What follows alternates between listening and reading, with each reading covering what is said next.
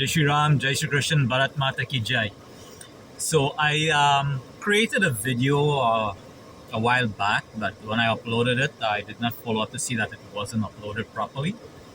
So today I'm going to I'm going to redo that video. I'm going to talk to you again about the greatest enemy of Sanatan Dharma, the greatest enemy to the followers of Sanatan Dharma, and the greatest enemy to Bharat. Okay? There are a few of them, but they all fall into this category. So let me start off with on the very top, not the number one, but the very top. I'll save the number one for the last, okay? But the very top, Mohandas Gandhi. Everybody calls him Mahatma. He's not a Mahatma, okay? This is a guy that tried to take away or took away one of the core fundamental of any individual, any being, any culture, the right to defend himself. But he did that specifically to the Hindus only. Okay? This guy is nasty, he's evil, he's the incarnation, I have said this before, he's the incarnation of Shakuni, who came to Bharat masquerading as an ally, while the number one plan was to destroy Bharat, right? If you go to the Mahabharata, you'll see Shakuni's plan was to destroy the Kuru dynasty, right? Through treachery. And I really believe Mahatma Gandhi's reincarnation was a reincarnation, not Mahatma Gandhi, sorry, Mohandas Gandhi, okay? Mohandas Gandhi was the reincarnation of that evil man. How could you tell only the Hindus to allow yourselves to be unalive, to allow for your woman to let themselves be sexually molested? How could you and call yourself a good individual?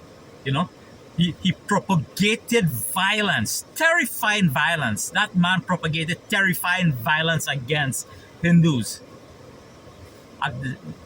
Because he has said that the Hindus must tolerate violence against themselves, and the worst type of violence. He propagated that, but they must not defend themselves. Okay? And the Congress Party and the laws, they are the next greatest enemies of Bharat. And the courts of India allow this to stand and say you cannot criticize that man who slept with young girls, naked with young girls. Okay? He claimed that he was not tempted. He claimed that he was not tempted to do anything to them. We don't know that. No one was there with him. Okay? No one was there with him. We don't know that. That is an evil man. He is an evil man. Gandhi was an evil man. Mohandas Gandhi is an evil man. He's the worst Indian ever. And the Congress Party, who abetted this, and the the courts of India and the laws of India that allows us to not criticize him without repercussion.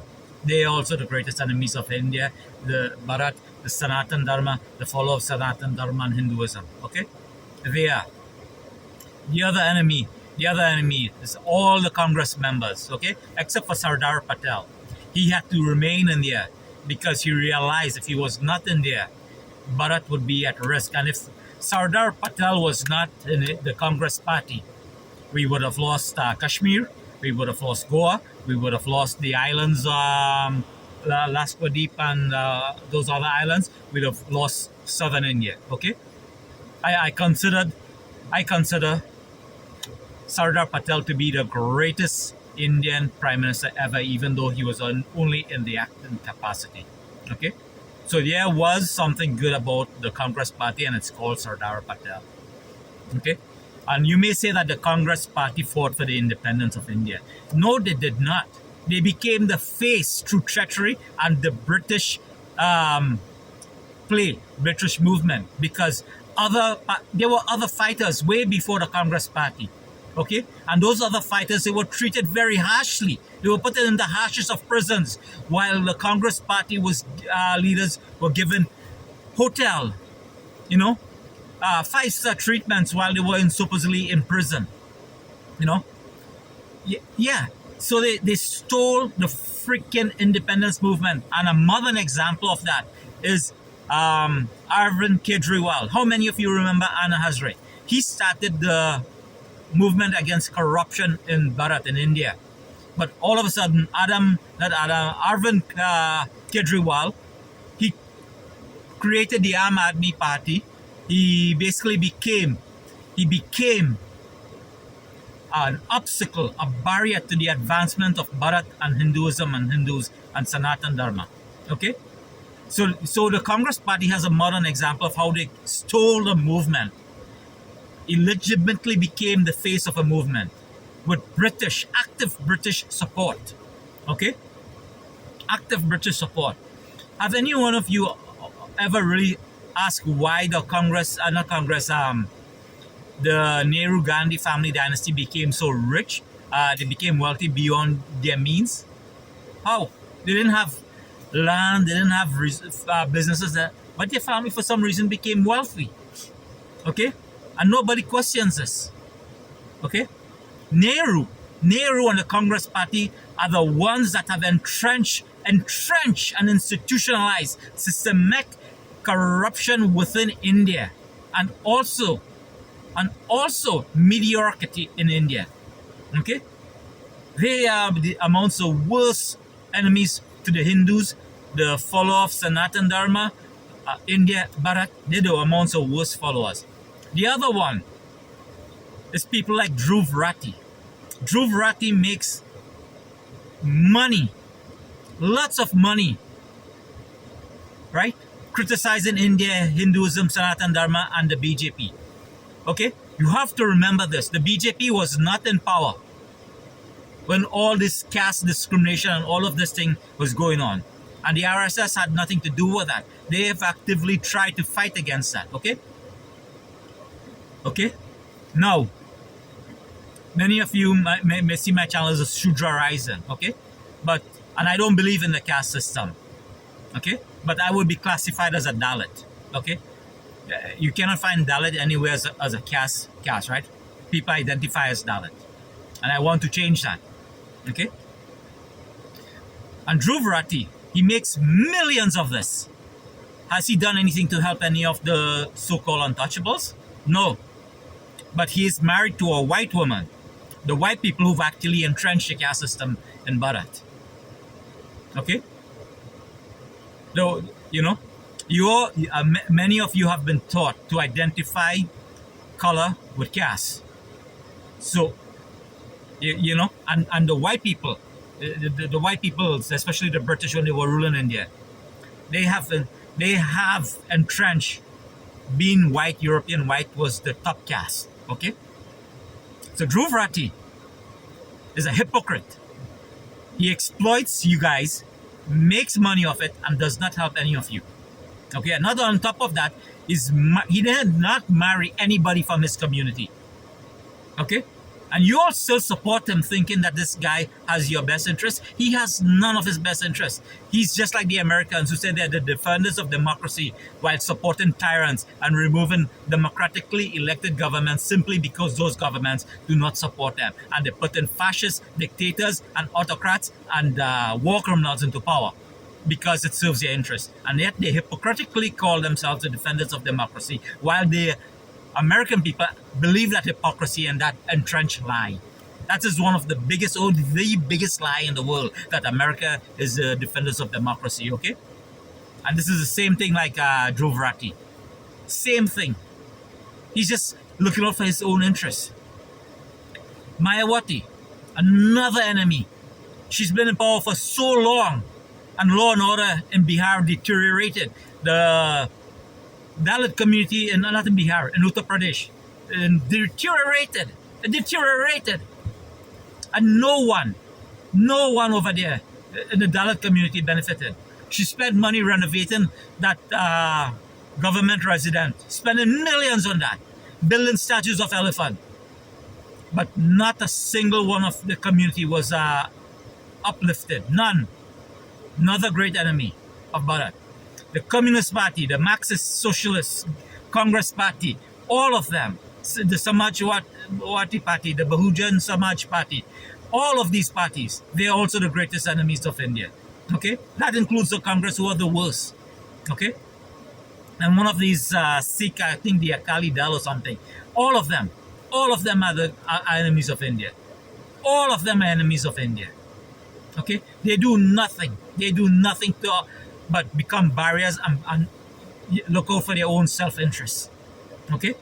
The other greatest enemies of India are these Islamists who talk about secularism and support and the Constitution of India. The Constitution of India is also another enemy of India, the greatest enemy of India. Look at the Constitution very carefully. Jai Sai Deepak talks about this. Okay, the Constitution of India has elevated Muslims above Hindus. Okay, it has taken away the rights of Hindus, especially those mandirs that are under direct government control. Okay, these Muslims defend the Constitution of India and secularism because it serves their interests until their numbers rises, where they can then freely overthrow the Constitution and bring in Sharia law into India. They want to do that already. Okay. In fact, the Constitution of India allows Sharia law as well. Does it not? Does it not? Any one of you who disagrees with me, you are going to lie. And what about the WAF Act? What about the WAF Act? Why is there even a WAF Act? That should be removed. Okay? Should not. Hindus' property in Pakistan were given to Muslims. Shouldn't be the same way around? Well, okay, these Muslims that went there, they let them take the Hindu property that they got there. But the Hindus coming to India should get the Muslim property. What's so hard about that? What is so hard about that? But the Congress party wanting to further and systematically demoralize the Hindu population have made that. Okay? The Supreme Court is also an enemy of Bharat and India. They are quick to criticize Hinduism, but they will not criticize Christianity or Islam. Okay? They will not talk about Christianity and Islam not being tolerant and not accepting all religion equally. They will not do that. They are also the greatest enemy of Bharat. Okay? Bollywood is another great enemy of Bharat. Have you seen Bollywood criticize Christianity or Islam? Break murtis? No? Or say it's uncool to be a Hindu, uncool to go worship in a mandir? They have done that. They've said, oh, it's uncool to worship worship. That's what you have seen. Okay? You have not seen them criticize Christianity or Islam. You have seen them criticize Hinduism. Oh, it's uncool to be Hindu. It's uncool to worship. Which one was Dilwale Dulhania Le Jayenge? You think any of these actors would do that? No. And they promoted Muslim talent instead of the numerous Hindu talent. Okay? And the Congress party actually aided and abetted this when they did not recognize Bollywood as an industry. And they allow that Muslim guy who's hiding in Pakistan right now, that former police officer, I don't remember his name, that Don. Okay? They took money from him, they financed their movies, and they promoted Muslim talent. Okay? Another great enemy of Hinduism's Bharat and Sanatan Dharma is the women like Kareena Kapoor and Shamila Tagore. Okay? And they marry Muslim men and they demonize, and all of a sudden Hindus are bad. You know? Kareena, Saint Timur is a warrior. He was not a warrior, he was a freaking monster, a genocide, committed genocide. You know, she named her son Timur. You know, Shamila Tagore saying, why are they insulting my grandson? Why she didn't go ask her son Saif Ali Khan?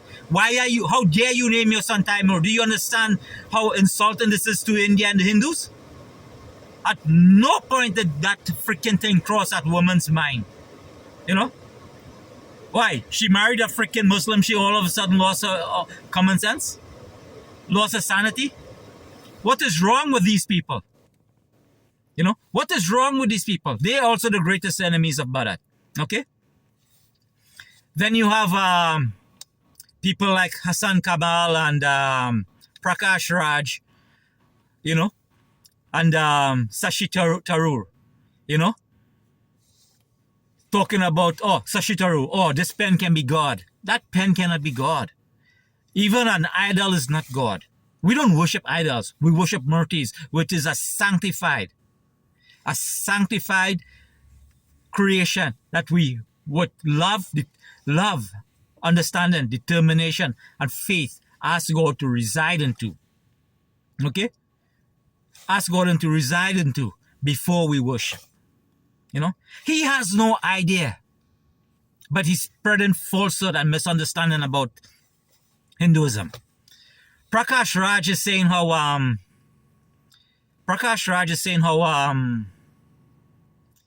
you know, he has this friend who loves Zinat Aman but hates Muslim, is afraid of Muslim. Loves Nasrat Ali Khan but is afraid of Muslim. Loves Shah Rukh Khan but is afraid of Muslim. Love Urdu but is afraid of Muslim. Lies. I listened to that and it was full of lies. But all these Muslims were supporting him. Yes, a true Hindu. No, another Bollywood idiot creating fake stories and fake friends, inventing people to promote his lies. Okay? Promoting freaking lies against Hindus, making Hindus lose their will to defend themselves. Okay? You know? And oh my God. So disgusting. So many internal enemies within Bharat. So many.